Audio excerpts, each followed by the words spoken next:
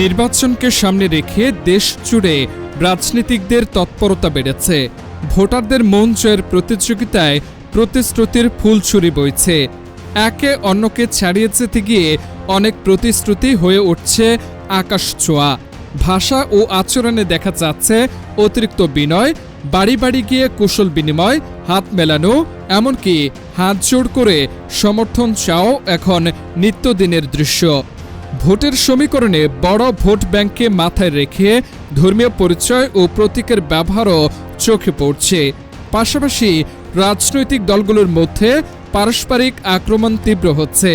জয়ের জন্য মরিয়া হয়ে ওঠায় প্রতিযোগিতা অনেক ক্ষেত্রে সংঘাতে রূপ নিচ্ছে। অতীত অভিজ্ঞতা নিয়ে ভোটারদের মনে প্রশ্ন রয়েছে, নির্বাচনের আগে দেওয়া প্রতিশ্রুতি আদৌ বাস্তবায়িত হবে কিনা। দুর্নীতি, সহিংসতা ও সামাজিক অবক্ষয় কমেনি, এমন অভিযোগ রয়েছে।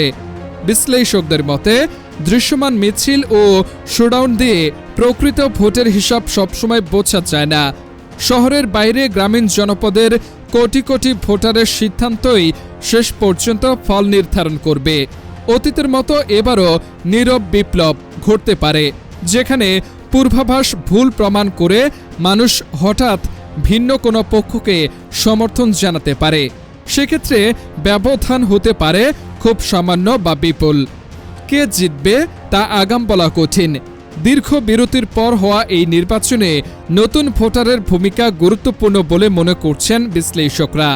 ফলাফল যাই হোক, নির্বাচন পরবর্তী বিতর্ক ও বিশ্লেষণ যে চলবে তা প্রায় নিশ্চিত। আপাতত সবার নজর ডেডলাইনে 12 ফেব্রুয়ারি।